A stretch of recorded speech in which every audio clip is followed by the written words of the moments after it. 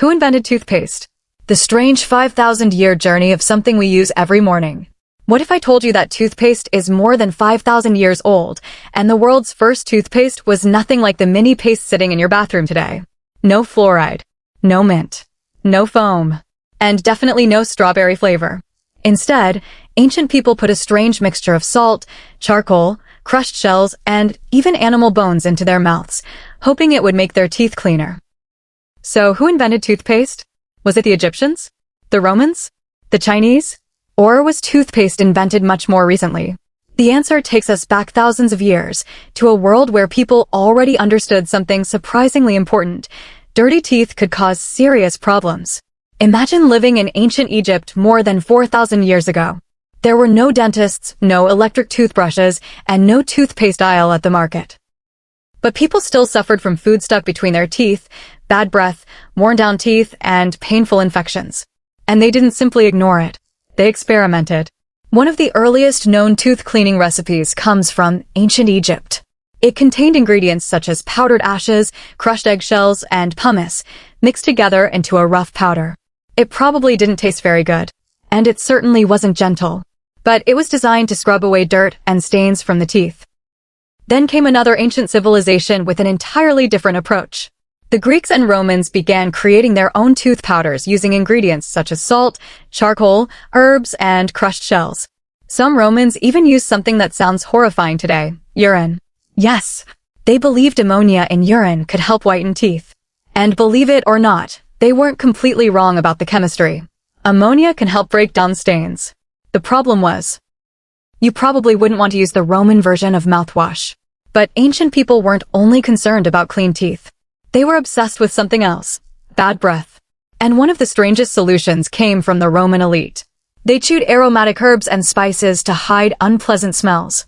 Because thousands of years before toothpaste advertisements promised fresh breath, humans had already discovered one of the oldest tricks in oral hygiene. If you couldn't fix the problem, at least make it smell better. But ancient Egypt and Rome weren't the only places experimenting with dental care. Thousands of kilometers away, another civilization was developing an entirely different kind of toothpaste. And this time, the recipe was about to become much more sophisticated. In ancient China, people were already developing sophisticated methods of cleaning their teeth long before modern toothpaste existed. Chinese tooth powders could contain ingredients such as salt, herbal medicines, and powdered minerals. People also developed toothbrush-like tools made from plant materials and eventually from animal hair attached to handles. The Chinese were not simply trying to make their teeth look clean. They were beginning to understand that oral hygiene was connected to health. But perhaps the most interesting development came from a much simpler idea, a stick. Long before plastic toothbrushes existed, people in many parts of the world chewed the ends of small twigs until the fibers became soft and brush-like. These chewing sticks could then be rubbed against the teeth and gums. Some of these traditions survived for centuries. In fact, similar chewing sticks are still used in parts of the world today. But while toothbrushes were improving, toothpaste itself remained a problem. Most ancient tooth powders were extremely abrasive. They could remove stains, but they could also wear down tooth enamel. Imagine brushing your teeth every morning with something closer to sandpaper than toothpaste. That was the reality for many people. And for centuries, there was no major breakthrough. Then, during the 18th and 19th centuries, Europe began experimenting with commercially produced tooth powders. These products were often sold in jars. They could contain chalk, soap, charcoal, baking soda, or other cleaning ingredients. For the first time, dental cleaning was becoming a commercial product. But there was a major problem. People didn't want to carry around a jar of powder every morning. And powder had a habit of spilling everywhere. So manufacturers began searching for something better. Something smoother. Something easier to use. Something that could be squeezed directly onto a toothbrush. And eventually, they found it. The modern toothpaste tube was born. In 1873, Colgate began selling toothpaste in jars in the United States. But the real revolution came in 1892, when dentist Washington Sheffield is credited with introducing toothpaste in a collapsible tube inspired by artists' paint tubes. It was a simple change. But it completely transformed the way people use toothpaste. Instead of opening a jar, dipping a brush into powder, and sharing the container with everyone, you could simply squeeze out a small amount. Clean, convenient, portable. Toothpaste was finally beginning to look like the product we recognize today. But there was still one ingredient missing, an ingredient that would completely change the history of toothpaste, and eventually become one of the most important developments in modern dentistry. That ingredient was fluoride. Today, fluoride is one of the most important ingredients in many toothpastes because it helps strengthen tooth enamel and protect against cavities. But people didn't always know this. For much of human history, tooth decay was simply something people had to endure. If a tooth became badly infected, there was often only one solution: pull it out. Dentistry was painful, expensive, and terrifying. Then scientists began noticing something strange. In certain places, people naturally had fewer cavities. Why? One clue turned out to be hiding in the water.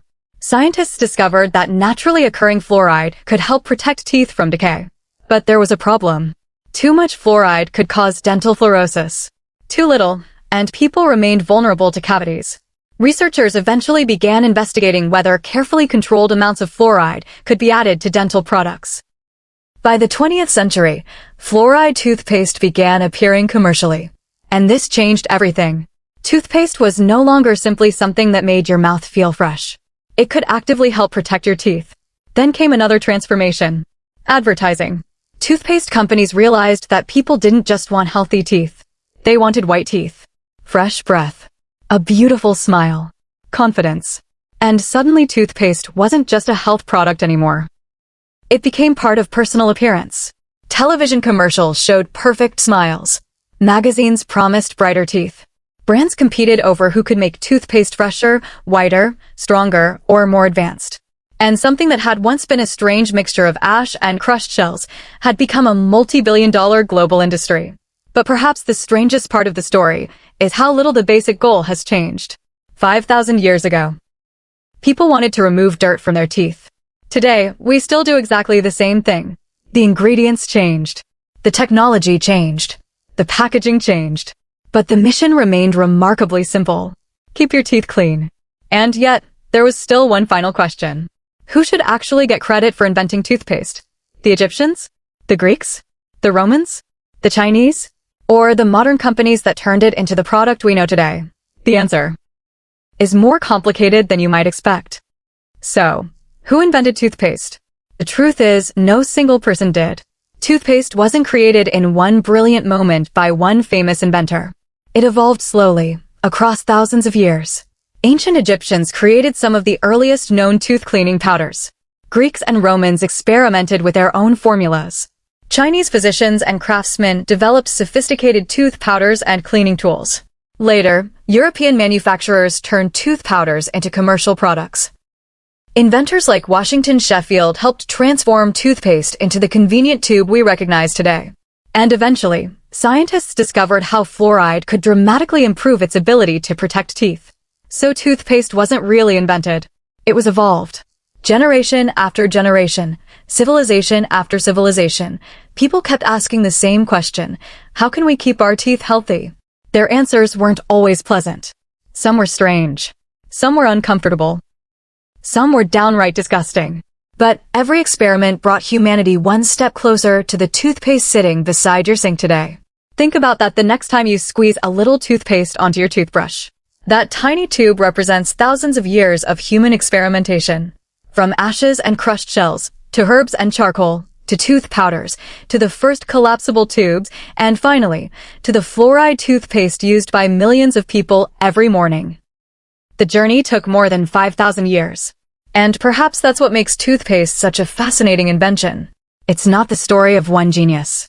It's the story of countless ordinary people trying to solve an ordinary problem, one generation at a time. So the next time you brush your teeth, don't think of toothpaste as just something sitting in your bathroom. You're holding 5,000 years of human history in a tube. And the strangest part? The first people who mixed ashes and crushed shells together could never have imagined that their bizarre little experiment would eventually become something almost every modern human uses twice a day.